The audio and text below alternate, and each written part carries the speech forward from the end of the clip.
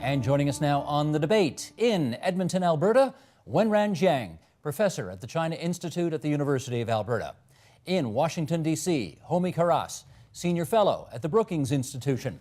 And here in studio, Matthew Mendelsohn, director of the Mowat Center for Policy Innovation, and Ononna Mukherjee-Reed, director of the South Asian Studies program at York University. Good to have you two back here in the studio, and our friends on Points Beyond, Wenran Jiang, nice to have you on the program again, and Homi Kharas. It's been a long time since you were with us, so we're grateful everybody could join us for a program on the burgeoning middle class, not here in North America, but rather in places elsewhere in the world. And to that end, I'd like to start, and Homi, I'm going to use your numbers here. This is from your Asia Development Bank study. Who is the global middle class, we ask? And we're looking at a pie chart now of where they live, and let's just go to high noon and we'll go clockwise. North America, 18% of the world's middle class is in North America, 36% in Europe, 10% in Central and South America, 28% in developing Asia, and then you see very small numbers in Sub-Saharan Africa and the Middle East and Northern Africa. Now, let's go to the next pie chart. The share of world consumption that they represent. The numbers change a bit here. North America represents a much larger part of world consumption than their numbers otherwise would suggest. 18% before, 26% of world consumption. Europe about the same, 36 and 38 now. Central and South America down somewhat. Developing Asia about the same as where they were before, well, down a little bit from the last one. And Sub-Saharan Africa, you can see, and Middle East, Northern Africa, again, very small numbers there. Homi Kharas, these are your numbers, so I want to have you just start, if you would, by telling us what jumps off the page at you in terms of interpreting the significance of those numbers. Well, I think what really is the point is that most of the middle class today lives in rich countries, and the numbers for Asia actually do include Japan and other rich Asian economies like Singapore and Taiwan and the Republic of Korea.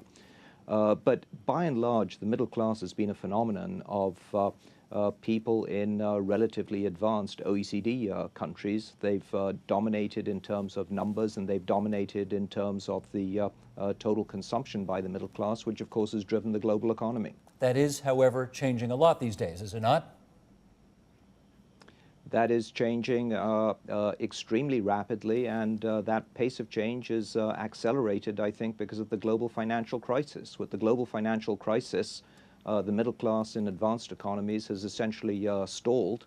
But what we've seen is that in emerging economies like China, India, and to some extent Brazil and other large emerging economies, the middle class is starting to expand very rapidly. So I suspect that in the next 10 or 20 years, you're going to see a completely different dynamic of the middle class. And Homi, let me do one more follow-up with you, since these are your numbers we're talking about here. How would you characterize this new global middle class in terms that, say, a North American middle class might recognize? Oh, I think that it'll be very similar in terms of the kinds of things that they aspire to. This global middle class is going to be demanding many consumer durables. They want to drive cars, they want to own cell phones, they want to go out to restaurants and movies and have a lifestyle which is consistent with their newfound wealth. And they also share, I think, some common values about what it takes to get ahead. They emphasize education for their children. They emphasize savings, thrift, hard work. These are people who enjoy the benefits of a global economy and of global growth, and I think are committed to trying to make sure that their policymakers actually deliver an environment within which they can prosper and where their children can have better lives. Okay, let me move the conversation, Ononna, to you, because I want to take advantage of not only your studies but your frequent travel to the other side of the globe. How would you characterize the material state of the South Asian middle class today? See, the material state from that ADB report was somewhere between people who can spend somewhere between $2 and $20 a day. And it is entirely in terms of consumption, right? And even in that ADB report, I don't remember this one or the one before, Homi would know, It said that 75% of India's that middle class was actually towards the bottom and not towards the top end. But if we think of the middle class, as you said, how the West would recognize as somebody who had economic security, could afford medical insurance, had a children's future, could look forward to an old age with dignity, that middle class is not more than 5 to 6, maybe at the most 10% in India. And it's not really showing a redistribution of, as we understood the middle class, as the evening out from the top. It's more concentration towards the top, and some people moving out of poverty to what I wouldn't call the middle class, just a little bit of escape from poverty. So I don't really see this, the global gushing and drooling about this huge burgeoning middle class. I don't share. I think there is there's middle class and then there's middle class. There is a global affluent class. I won't call it the middle. In which case, Wenren Jiang, let me go to you in Edmonton. Regardless of what you want to call it, I think we all know what we're talking about here. What factors would you say have contributed the most to the rise of this new global, you don't want to call it middle class, call it more affluent class, call it what you will? Yeah.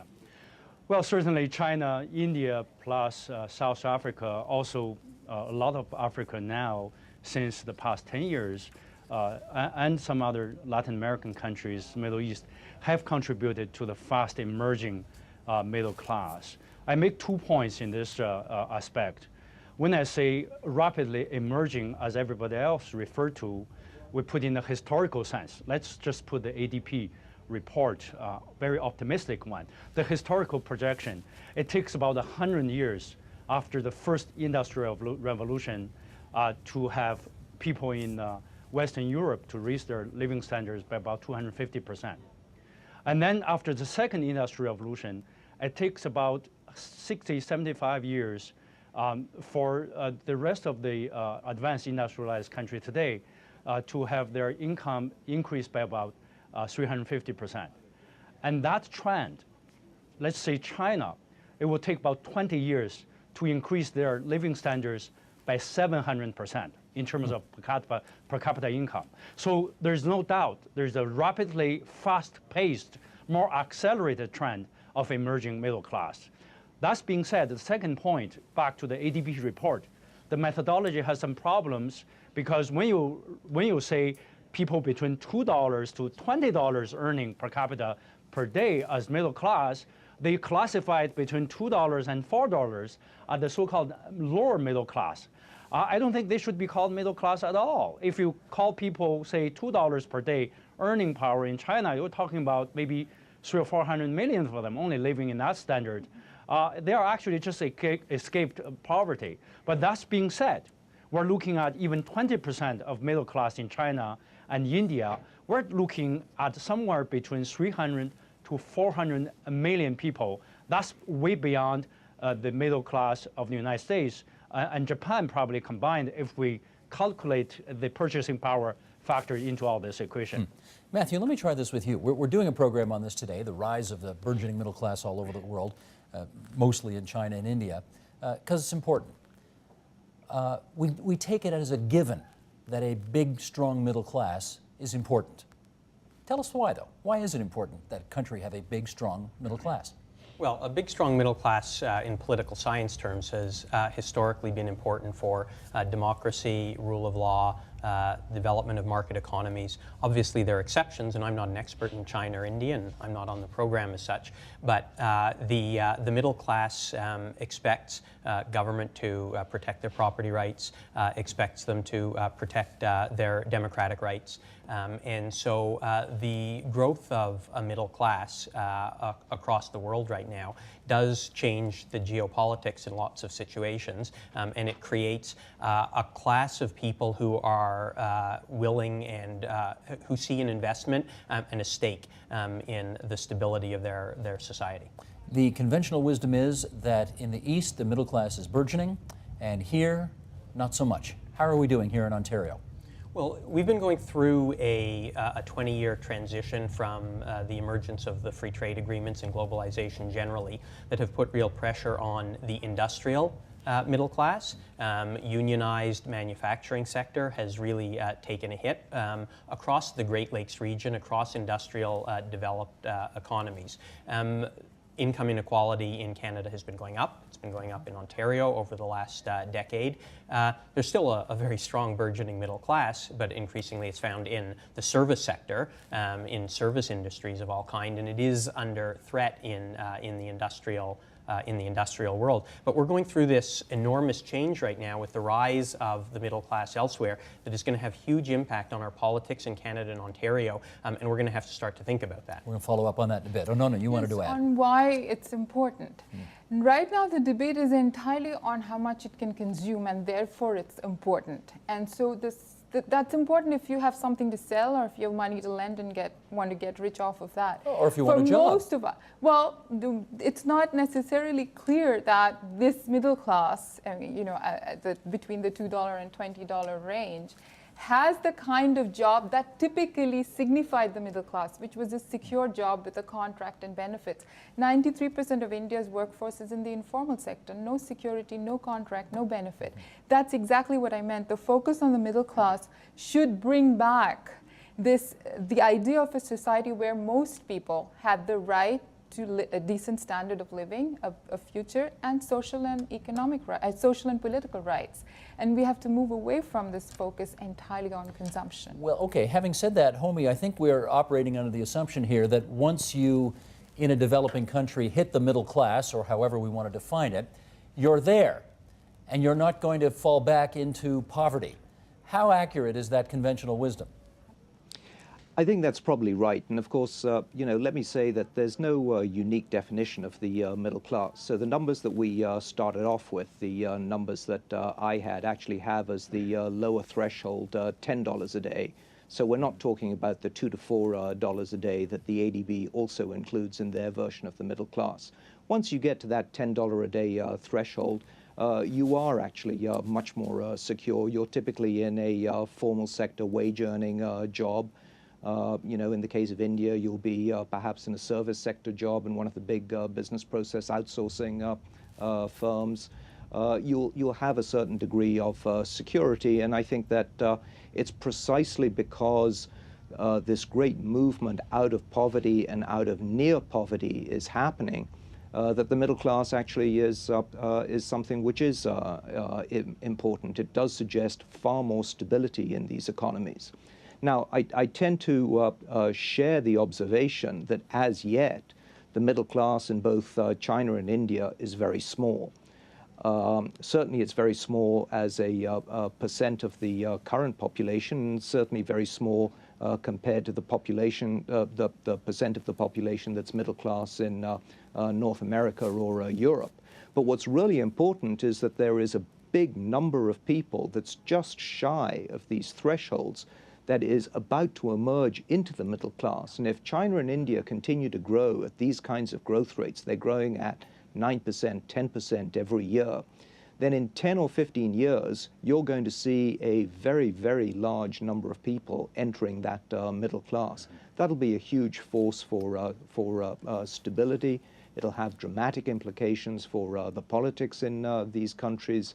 And I think it'll be a real force for continued reforms to deliver economic growth in these countries. Having said that, Wenran Jiang, let me ask you to comment on this. We have heard that over the past number of years, literally tens upon tens of millions of people have moved from the countryside to the cities in China and have joined that so-called new middle class, only to find out that some of the opportunities they had hoped to find weren't there, and many have moved back. So the notion that once you're in the middle class, you've made it and you're there, is that the case in China? Well, it's not a very sure thing at all. There is a emerging so-called white-collar urban middle class. Could be defined, I think, by the Chinese official standard, somewhere between $3,000 to $4,000 a year earning capacity. That works out to be just over $10 per day. And the historical pattern shows that in countries of this threshold, you have an accelerating trend of fast moving towards a more middle class. People from the lower than $3,000 per annual income move up fast. That trend is in China, is growing. And yet this trend in the past historical 10, 15, 20 years is not quite the same as the pattern as we've seen in other East Asian countries like Japan, Singapore, some of the smaller, South Korea, smaller economies like Taiwan.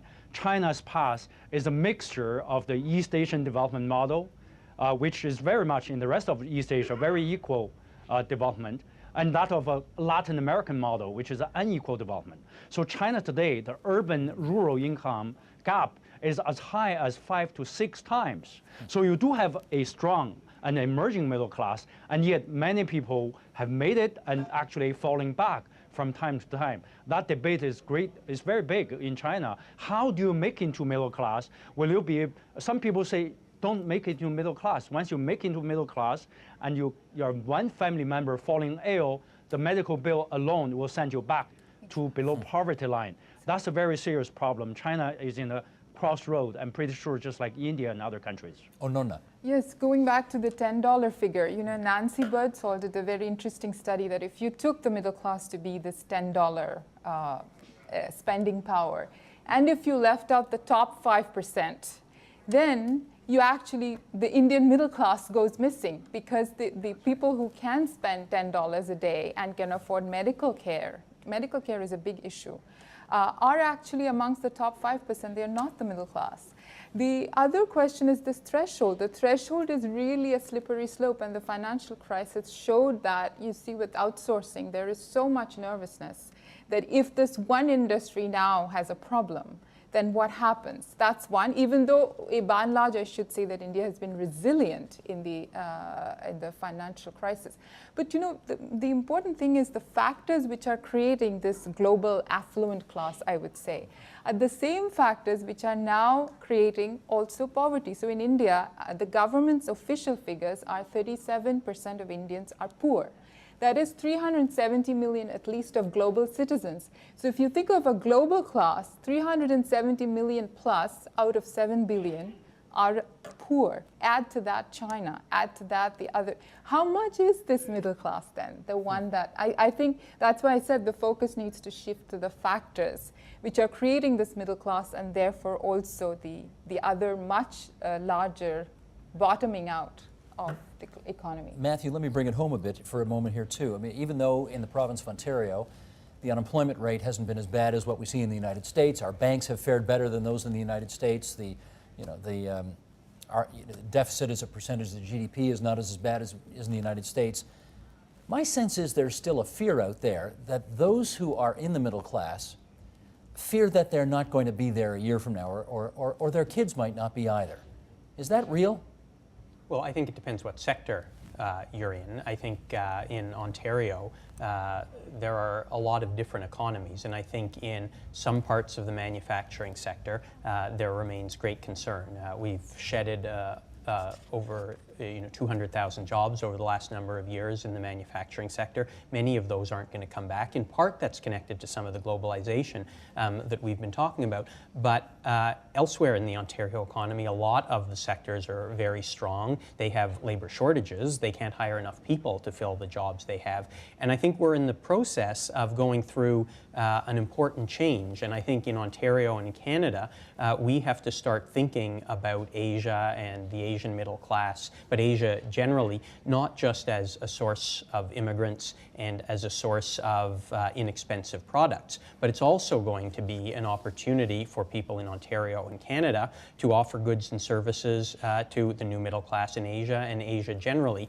And so there will be sectors, whether that is in food processing or in health services or in educational services or in IT or in infrastructure services. There are a whole range of areas where Ontario and Canada are very strong, and there's going to be increasing demand for those. So the rise of Asia, the rise of an Asian middle class is not just a challenge or a threat. It doesn't just place pressure on our manufacturing sector, it also creates new opportunities over the medium term. Well, Homie, let me ask you about the expression that you talk about a rising tide. We've heard that the rising tide lifts all boats. Is that in fact the case when it comes to a global middle class? I think it's certainly better than a sinking tide, and the global economy this year is likely to grow by 5%. that's very uneven, so it's growing much more rapidly in dynamic emerging economies than it is in the more affluent, rich economies. But certainly demand in India, China, other developing countries is one of the bright spots in the developing world, in the global economy, and that's what's keeping much of the rich economies afloat. Exports from Germany, exports from Japan, exports from the United States, I'm afraid I don't know the numbers for Canada, are all up quite significantly, and that's helping to sustain jobs in those countries. Well, Matthew, you talked a second ago about what sounded like a win-win situation, but my impression is that most people think if China's or India's middle class is doing better, ours is necessarily doing worse. Is that in fact the case? Well, I wouldn't say win-win for everybody. There are, I mean, the recession of the last 2 years, but also the restructuring of the Ontario economy and the Canadian economy coming out of the free trade agreements and globalization has had a real negative impact on many communities and a devastating impact on many families. So there's no doubt that there are people who come out worse off. But the rise of Asian middle class, and this to me is a medium-term trend that is going to continue regardless of what the numbers are right now. This is going to continue, and we have to think of that as not just a threat but an opportunity. Well, but an opportunity for what? Because they're not going to buy cars from us, they're not going to buy TVs from us, they're not going to buy consumer goods from us. Right. What are they going to buy? Well, so that's a good question, and you can start to think about where we have specialties and expertise, where we have things that people want. I think you look at the confluence of things that relate to water, to food, to the environment, to health, to educational services. These are all things where Canadians generally have a comparative advantage, and I think we have to identify those areas. In Toronto, we're aware of financial services. In Kitchener-Waterloo, we're familiar with IT engineering. So there are various areas of specialization that communities around the world have to focus on. You can't focus on everything. We have extraordinary capacity in medical research and diagnostics. So there are a whole bunch of things that are going to employ the middle class and increasingly employ more of the middle class in Ontario, and those are things that the world wants. Let me get some reaction here. Wenran Jiang, I know we want to sell everybody BlackBerries all over the world, but beyond that, you know, how are we going to make sure that the Canadian middle class doesn't lose as the you know, Chinese and South Asian middle class starts to win? That's a very important question, because we're so far discussing, and also in the popular press, the impression is that the rise of the emerging middle class somewhere else would be at the expense of our own living standards here in North America and the rest of the developed world. That not necessarily is the case. It's more complicated. Two examples. You know, China is the largest toy maker in the world and exporting basically 70–80% of the global toy market, right? But in the past year and a half, the US toy exports towards China has grown by something like 160%. This is exactly the phenomenon of a rising middle class Chinese wanted to buy high quality toys made in USA or in Canada.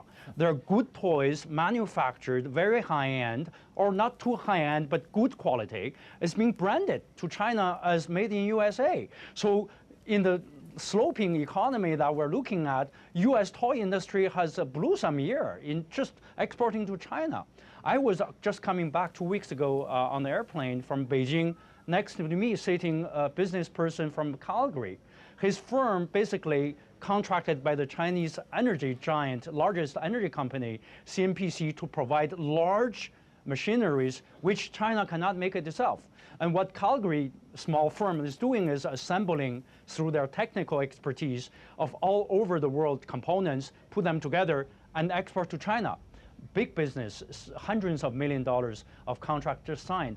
These are the opportunities our middle class can sustain by taking our niche and exploring that possibilities in the new markets. The Chinese buying toys with "Made in USA" on them. Now that is something new. You don't hear that every day. Oh, no. No. Well, several things. One is, you know, on the, again, going back to whether this is a win-win situation.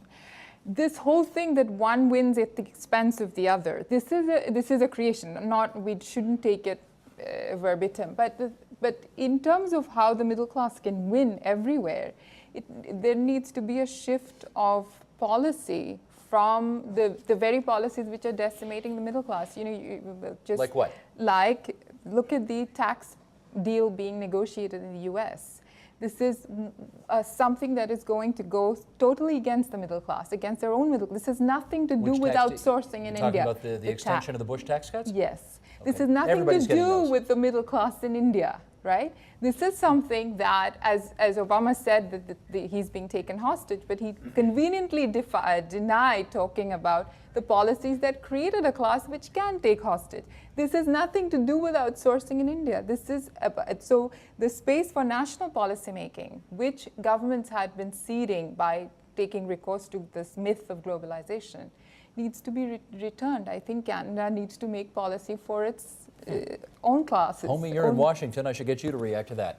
Well, I think that actually almost all governments around the world, including in the United States, are trying to take policies to buttress their own middle classes because they do see the middle class as being the real engine for growth.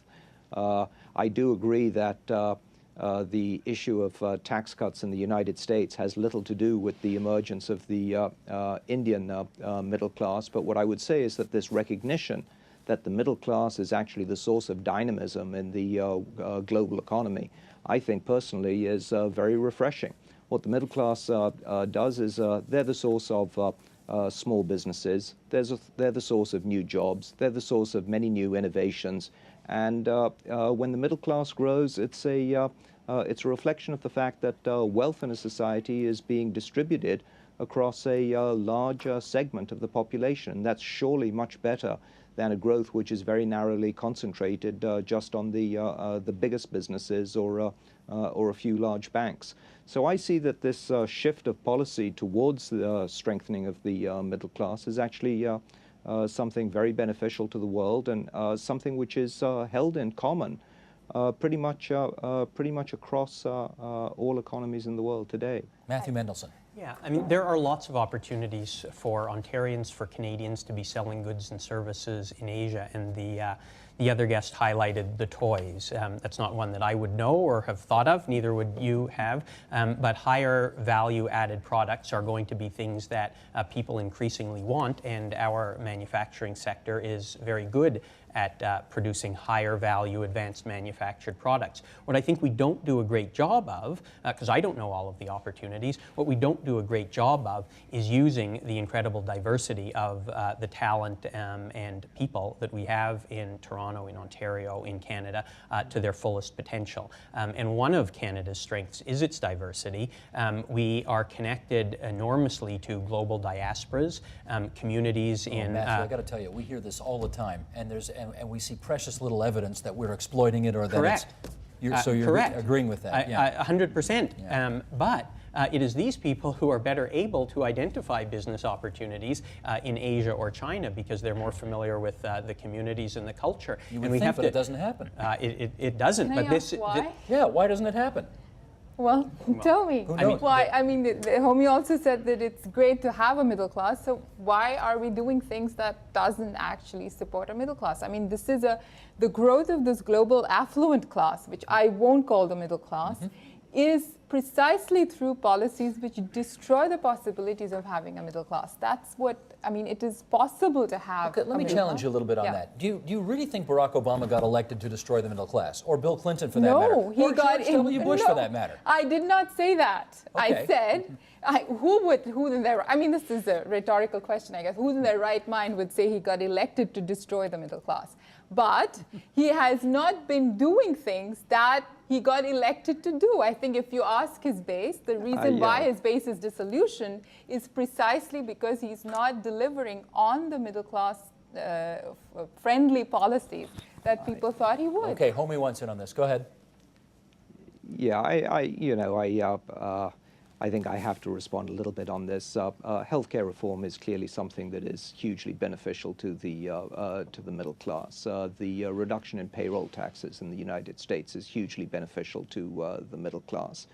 The stimulus program, which is saving jobs, has been hugely beneficial to the middle class. The TARP that rescued the banks and saved all the deposits of depositors in the United States, all their savings, has been hugely beneficial to the middle class.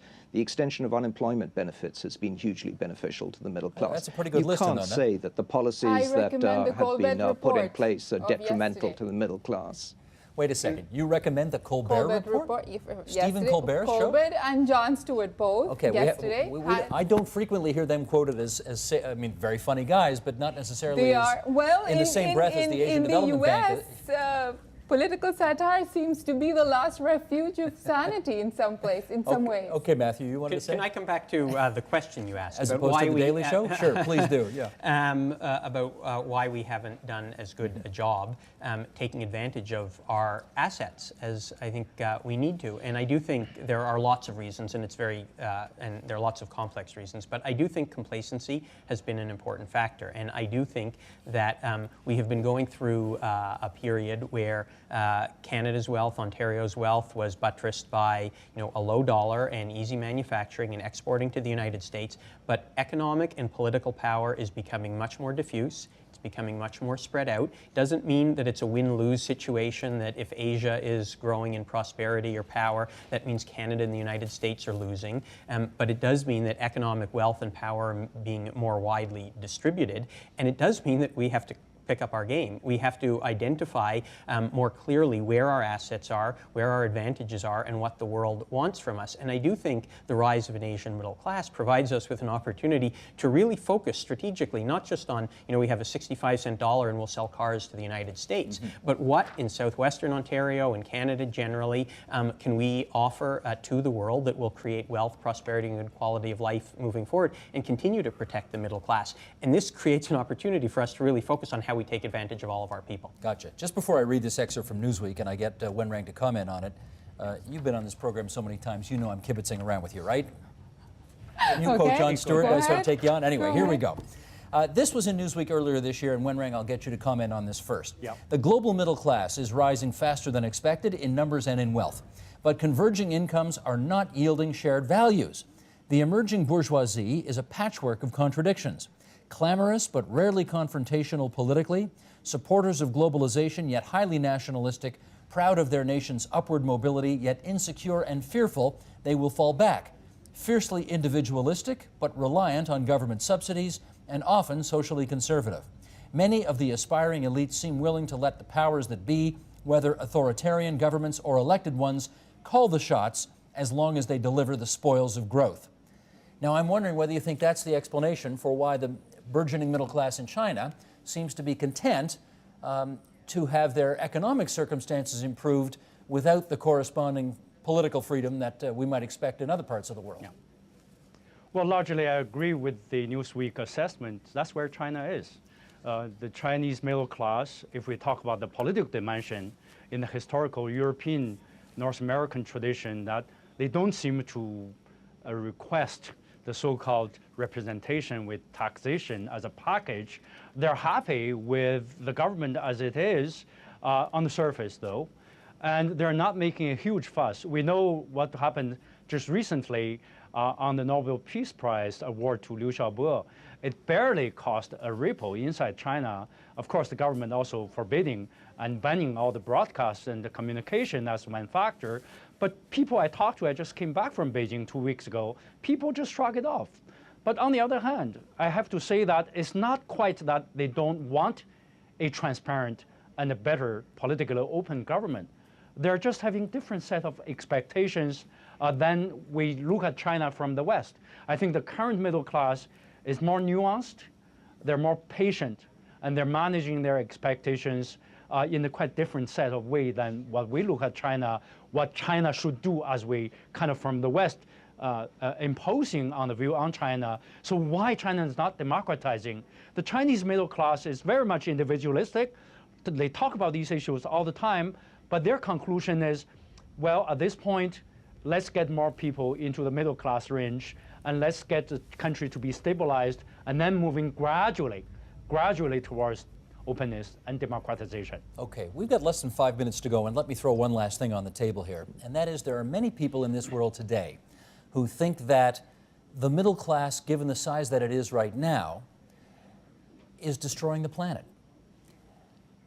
And they wonder whether or not an even larger middle class, adding 80 million people a year from these emerging countries, if we maintain the same kind of consumption habits, whether we're going to destroy the planet even more than we already are. Oh, no. What do you say on that? Like George Bush said, that the food crisis is because people in India and China are eating a lot, whereas, a lot of people actually can't eat. I think ecology is a concern. It's not a problem of the middle class. I think it's a problem of this consumption paradigm and the profit models which drive that consumption. And it's not, you can't lay all the Gaussian rule in the feet of the middle class and then blame it also for, it's not all of it. But affluent consumption patterns, which do not look at ecological problems, is a problem, and it should be changed. This is Homie, what would you say on that? Well, I would say it's not the middle class, but it's policies. I mean, in the United States, for example, energy consumption per dollar of GDP is something like 3 times higher than it is in Japan. Both countries have very large middle classes, but they have very different policies towards the pricing of energy, towards public transportation, things like that. In the ex-Soviet Union, they absolutely destroyed the environment. Look at things like the Aral Sea. That wasn't because they had a large middle class, that was because they had absolutely disastrous economic policies. So I think that actually the middle class, hopefully, will be a force to say, we want to have increased levels of material well-being. We recognize that we can't have it under very wasteful sets of policies. Let's get our act together. Let's make sure that we have much more sustainable policies towards natural resources, and then build lives where we can all be prosperous, but based on much more efficient use of our natural resources. This comes down really to pricing issues, allocation issues, and public policy issues. I don't think it's necessarily a middle-class type of phenomenon. Let me give about 40 seconds to Wenran on that, and then Matthew, you can get the last 40 after that.